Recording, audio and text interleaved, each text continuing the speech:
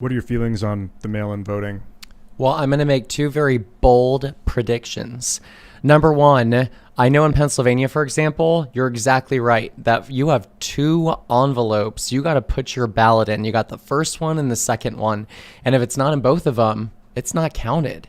And I believe that is going to actually hurt the Democrats. The majority of conservatives are going to be voting in person. Yep. Majority of Democrats voting by mail. I think we're going to see, and I don't want this because I don't want voters to be disenfranchised. I want them to be heard. But we're going to see tens of thousands, if not, I believe California had 100,000 ballots that they threw out that they didn't count. We're going to see a very high number of ballots that are not counted, and I think the majority of them are going to be Democrat. Also, listen to this. You got all these kids that are not in school because of COVID, right? Florida State, Penn State, Ohio State. So let's talk about Center County, where Penn State is for a second, historically blue. A lot of those kids are back home. They're in Jersey. They're in New York. They're in Illinois. You think that they're going to be turning in an absentee ballot to vote in Pennsylvania? I don't think so, because I remember as a college student, I was pretty lazy myself. So I think we're going to see historically blue counties where all these college students vote. I think we're going to see tens of thousands fewer voters for the Democrat Party because of COVID. I have another theory. What's up? Yeah, you guys remember when Donald Trump did that rally? What was it, Tulsa, I think? Mm-hmm. And it was like, it was a fizzle, I suppose. Like they were expecting, like, we have 1 million registrations. Yeah. Everyone's coming at this big outdoor area. And then it was like 6,000 to 7,000 people. That's what the Democrats are doing right now. So when you put on the NFL, Black Lives Matter, MLB, Black Lives Matter, NBA, Black Lives Matter, every single show, Amazon, boom, you turn on Call of Duty and like a thing pops up and it's like, do you support Black Lives Matter? I don't know if it was Call of Duty, but apparently like some video games were doing this. Here's what's going to happen. The pollsters are going to call, and there's going to be some dude sitting in his, lounge chair with like a bowl of barbecue chips on his stomach as he's watching, he's watching Ozark or something. And then he gets his phone call and it rings and he's like, who's calling me? Hello? And they're like, hi, I'm a pollster and I want to ask you questions. Oh, okay. Who are you voting for? I don't know. Biden, I guess. Do you support Black Lives Matter? Oh, yeah, you're for sure. Whatever. Okay, yeah, thanks. Bye. And he hangs up. And then he goes back to stuffing his face with barbecue chips. When people are being slapped in the face over and over again, politics, Biden, Black Lives Matter, go vote. Mm-hmm. They're going to be sitting there and they're going to just play along. They're going to be like, I'm doing that thing for sure. And then vote. The election day is going to come and he's going to be sitting in his chair with the barbecue chips on his chest, or on his belly, and he's going to be eating it. And then he's going to look at his phone and it's going to go, Brr, election day. And he goes, ugh. And then he's going to look at the TV and then he's look down at the chips and he's going to put his phone back and keep eating the chips. They're not going to go out. I think they're tricking themselves in what I think happened. So I was reading about what happened with Trump's rally. Apparently, the email to RSVP said, RSVP anyway to show your support for Trump. So then a bunch of people who never plan on going signed up, giving him 1 million RSVPs. Only 6,000, 7,000 people actually want to show up in person. A lot of people did watch online. It was pretty big.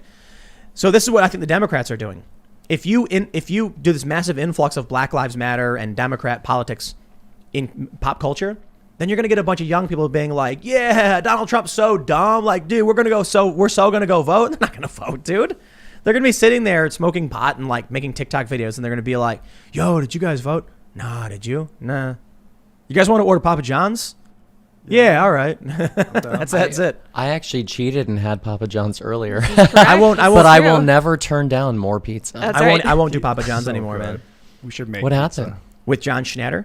Oh, I thought you were being for real. I was like, gosh, after he's saying about barbecue chips, I'm hungry. No, I won't eat Papa John's. Oh, okay. No, for real. I respect because that. I take it back. you know what happened with Papa John, right? You have to tell I know he had to like quit. He was on a phone call and he was complaining that like Colonel Sanders used the N-word and the media never it was like it was no big deal, but he said the N-word. Ooh. So then someone leaked the audio. And they claimed that like an employee for a company, a third party that was listening was offended at his use of the word. It's like what he literally just said the word. He was using it in a context where the word was bad and he was angry that someone wasn't being held accountable. Like it wasn't fair. And then they stripped his name off like the university where he made donations. Yeah. He got ousted from the company. His company. And they just bludgeoned him over the head. Over. Yeah. And I think it was just, hostile takeover. It was someone's opportunity to make money. Like, we got him now. There was a guy at Netflix. This is my favorite story. And he was going over a list of offensive words with the staff. And he said the N-word. So they went to HR and they complained. So HR calls him in and they're like, what happened? And he explained, like, I was just going through the list of offensive words that don't appear on Netflix. And what are the words? Well, you've got this word, that word, N-word, and they went, oh, he said it again. So they fired him. Yeah. I think Netflix is getting hit with a lawsuit right now. Oh, they got indicted. Netflix. Do you hear about this? Netflix got indicted by Texas what? for the Cuties film. Oh, good. Yep. Good. This is crazy stuff. On what was the charge? I guess I don't know the exact charge, but they said it was for prurient sexual content or something. Wow. Yeah, basically. It was a state hit him with it, right? It was a county. It's a Texas county. So basically, the Cuties film, for those that don't know, is about 11-year-old girls doing adult dances, fully clothed or whatever. But there's some really gross stuff in the movie, and there's a few scenes that are overtly sexual acts like it's overt. Like so. I don't even want to explain what the girls do, but let me just say there's a scene where the girls do an overt sex act. It's hard to describe because it's not like it's not porn. It's what they described as like fully clothed girls engaging in a sexual activity of some sort. So that was part of the indictment, where they're like, that scene is clearly gratuitous children, like gratuitous. It is children doing overt behaviors, fully, clothed or otherwise, partially clothed or fully clothed, and that was illegal. And so they're being indicted for it. So if you are curious, prurient means having or encouraging an excessive interest in sexual matters. Oh. And I would say that is. Can you spell that, true. please? Prurient.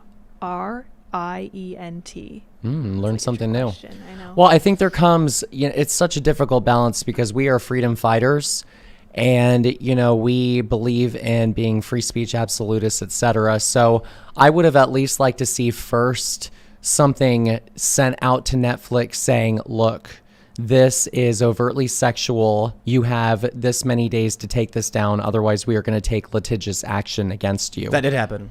Say it again. I think it was like that did happen. Okay, good. 33 Republicans, several attorneys. Nancy Pelosi's daughter. And they still didn't take it down after. They defended it. Yep. And this movie has like, that's crazy. Yeah, I can't believe they did it. Even like the ads for the movie were like the clips on YouTube, the trailer. It was just too much. They argue, but the movie is opposing these behaviors. It's like, so you took little girls, you trained them to do these things, you filmed them doing it. To claim it's bad, like, yeah, I'm not buying it, dude. I'm not buying it. So well, and if you've ever seen the movie 13, it's about these girls. This good girl meets this bad girl, and it kind of shows how she goes down this terrible roller coaster. And it does include not anything overtly sexual, but they're going through that age and drugs and alcohol. And I think the difference is Cuties was more glorifying, at least it looked like it was glorifying from the ads, whereas the movie 13, it was painting a very dark picture about how this good girl, her life completely went downhill when she started doing all these different acts. And I think there's a difference. If you're trying to make that message, don't glorify the sexuality. Well, they don't need to even show it. They could imply it. Yeah, implied, absolutely. So the way I explained it is, there's a 3-minute dance scene at the end, which is one like the most gratuitous, where that's where the overt act takes place. I don't even want to describe what it is, man. I think this is disgusting. But all they had to do was show the girls like watching. They didn't have to have the girls watch any videos. You could have a hands holding a phone, watching an adult dance of some sort. Then you can have a scene change where it shows the girl looking at all the girls looking at the phone from the other side, so the actual young actresses aren't watching the video. Then when you have them actually go on the stage to perform the dance, you have an idea of what the dance already is, and you don't actually have little girls doing it. You just show reactions from the audience, gasping and like looking shocked and getting offended and angry, and then it ends the little girls realizing like everyone's mad at us. Because that's apparently what happens in the film. Instead, for 3 minutes, they're like showing these girls doing all this stuff, and it's messed up. So my point for this whole film has been like, if you're really trying to say it was bad, you don't need 3 minutes to show it. It could have even, like, if their argument was, no, we have to, okay, 5 seconds? 10 seconds? Why 3 minutes? Nah, they just wanted an excuse. It was a French film. Yeah. It seems like we're in the age of, like, sexual liberation in a way with, like, the LGBTQ movement and, like, the new genders and things like that. But this is showing that pedophilia is a step too far. Is what it feels like. It's abusing children is not the same thing as having an orientation. No, not at all. they're- But this is also like a sexually liberative movement of showing children in sexual positions and prurient behavior. And I think that's just what we're seeing is in the United States, it's too far. I disagree. I think it's exploitation. It is a form of exploitation. It's not liberation in any sense. Well, I think the French filmmaker thought of it like that. No, her excuse was that it was criticizing all of it, saying it was bad, not liberating.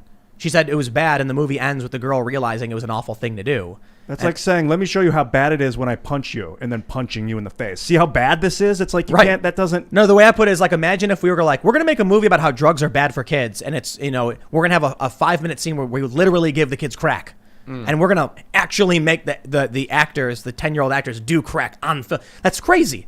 You wouldn't have them actually do it. No. That's what they did. How do we end up talking about this?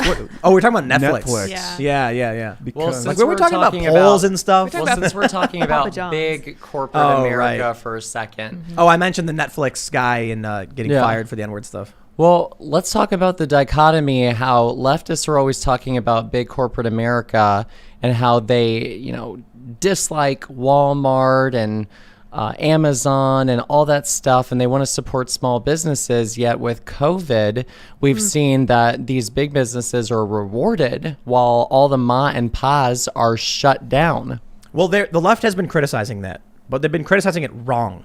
So they're saying things like, it is wrong that Amazon profited X billion dollars and Jeff Bezos made all this money. It's like, let me stop you right there. You're half right. I think it is wrong that these big box stores were given carte blanche by the local governments and the mom and pops were all shut down. However, when they talk about the money made by the billionaires, because like Bernie Sanders is playing this game, they're talking about stock value because of the lockdowns. So if you own stock in Amazon, there's no stores. So stock value for Amazon went up because they're like, well, everyone's going to be buying through Amazon now because you can't go anywhere else. So your stock value goes up. So all these billionaires ended up seeing their net worth increase, but they didn't actually get cash for it. But Bernie and the left use that as an excuse to say, we need a wealth tax. Charge them cash for the value of something that we've assigned. It makes no sense, the wealth tax. It's just the most ridiculous, absurd garbage. Like, I could give you, there's a 9-volt battery right there. I can hand it to you and say, I hereby deem that 9-volt battery worth $1 billion. Now, according to the wealth tax, you've got to pay, 1% or something. You're like, I don't have any money. You just handed me a battery. Yeah. So it's like someone gives you a painting. Now your wealth is this high. You owe a tax on it. Otherwise, what, they seize it or something? That whole thing doesn't make sense. But anyway, yeah, I do think it's messed up. Mostly these Democrat governors did this. And then you see what happened in Michigan, where the Supreme Court of Michigan ruled the lockdown was unconstitutional. Yep. And Gretchen Whitmer said, I don't care. I'm Yep. going to enforce them anyway. And she's like, their ruling won't take effect for 21 days. And then after that, we're going to find alternative means for maintaining the lockdown. Wow. When you have but when people were challenging her authority, there was like petitions going around for like a recalling her power. She said, don't take my powers from me. I need them. Like anybody who Did she says really that, say that? something like that. Yeah. She said, don't take the powers from me. I need it to keep us safe. And that, you know what I would do? Like if I had like the power, if anyone ever came to me and said, no, I must have the power. Okay, you're gone. We're taking that from you right now. We want leaders who are like, I do not want this power. I accept it reluctantly and I will return it as soon as the crisis has ended. Well, or just the fact that she's saying, I need it to protect you. She's basically saying that she is the authority over you and that you don't know best how to take care of yourself and your family. She knows best. This sounds like the Democrats. It's driving me crazy how just the power structure that one governor can decide for all of us when we get to go outside, or well, I mean, not quite that extreme at this point in the United States. There were Sacrifice the young for the old. where we can go, what we have to wear when we go there. It's crazy that one person has that kind of say. It's not right. It should be bottom up. It's supposed to be. The problem is that we have emergency powers for a reason. It's a pandemic and we're worried about people dying. At the time when all this was starting, it made sense. 15 days to slow the spread. I mean, there were videos out of China where people were just like falling over in the street. People thought it was like Shaun. You ever see Shaun of the Dead? So like in the beginning, he's on the bus and then he sees like someone fall over. Like it was like, whoa, man, these people are just like watching people collapse in the street. We better take this seriously. 15 days to slow the spread. What are we on now? Like 270 or something? I don't even know. It's been like. Can we strip their power? That's what they're trying to do. Vote them out. Yeah. You have then a the chance next- this November. The next person that comes in is still going to have access to that power. So you just sue the government. You sue the Abolish government?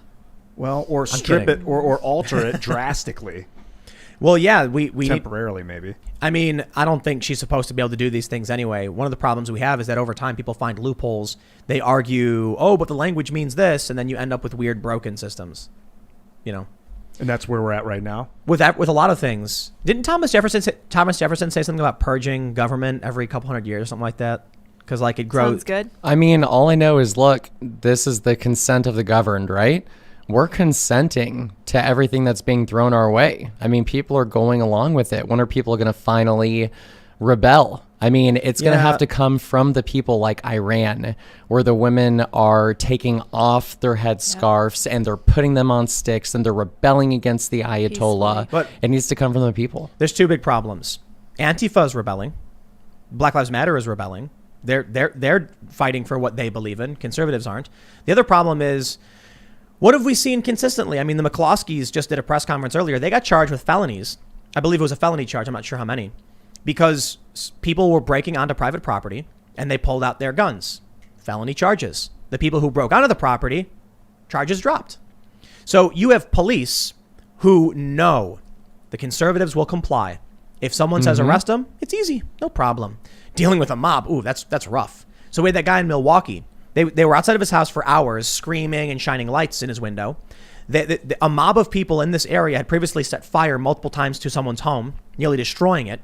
So here's the guy in his house, and he sees this, so he shows off his gun, and he shows a shotgun, and he like points it at the window. The cops immediately ran in and arrested him. You know why? Because it's easier to arrest the guy in his own home than it is to deal with the mob. Well, and nobody was supporting him. Look, we could learn a lot from the Democrats.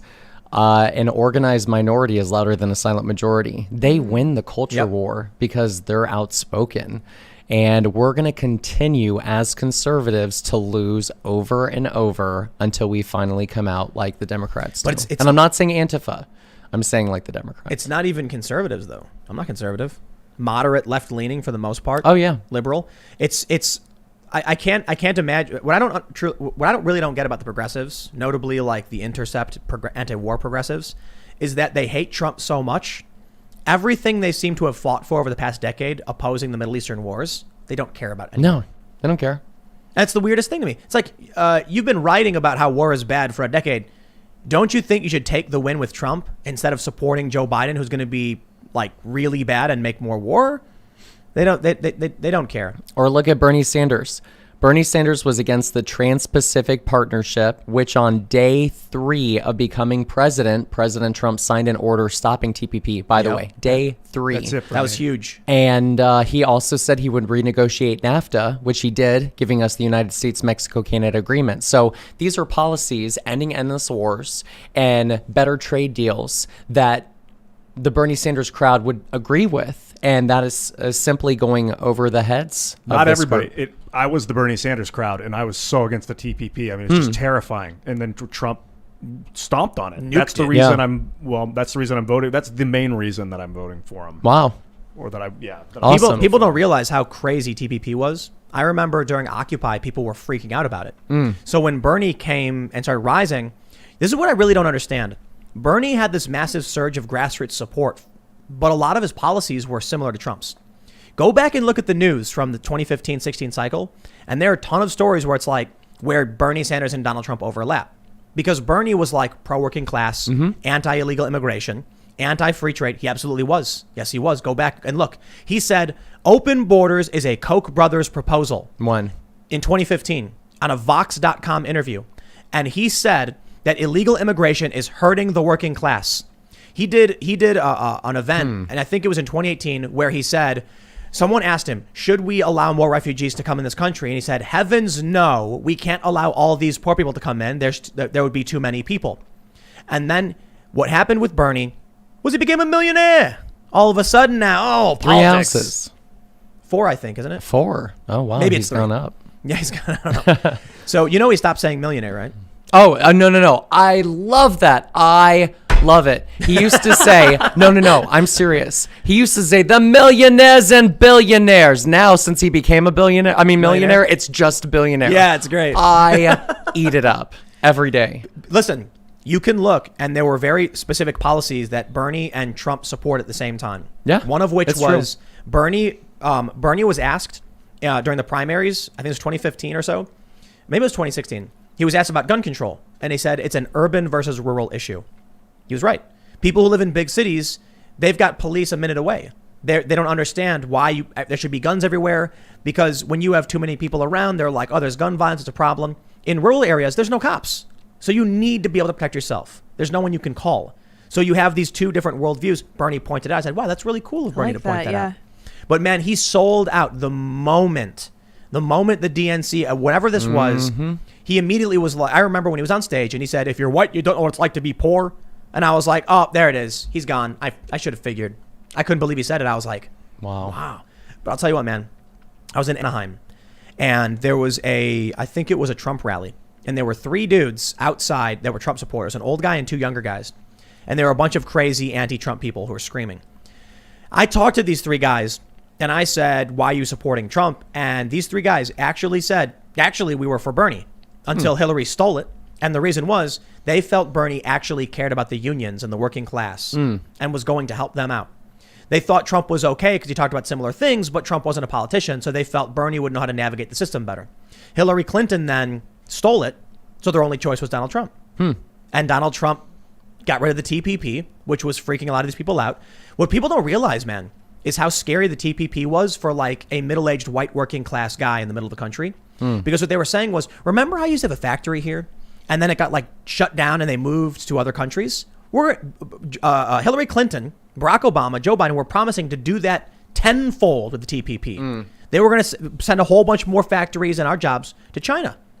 So you had these people in these small towns that were like, my life has been destroyed by these free trade agreements. And you had Bernie and Trump saying TPP is bad. Then Bernie goes out and sells out to the Democrats and they're like, gotta vote for Trump. Day 3, you said, Trump gets rid of the TPP. I remember this, a video of this like middle-aged white dude crying, saying that Trump saved his town, that his factory was staying. He was making money again. He got his job back. Now he was saving again. He was worried that his kids were going to go homeless, and Donald Trump saved his life.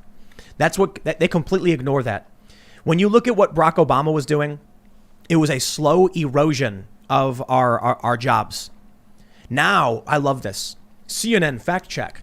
This guy's like, under Donald Trump, we've lost, 157,000 jobs. Not telling everyone it's actually COVID. And we actually gained like hundreds of thousands or millions of jobs under Trump until COVID hit. And then the governors shut the jobs down. Yeah. They blame Trump for this. So thanks for checking out this clip from the Timcast IRL podcast. We do the show live Monday through Friday at 8 p.m. So come back to check us out when we go live. Don't forget to subscribe, hit the like button, hit the notification bell. And we are also available on all podcast platforms for free if you want to listen to us there. Thanks for hanging out. And we will see you all next time.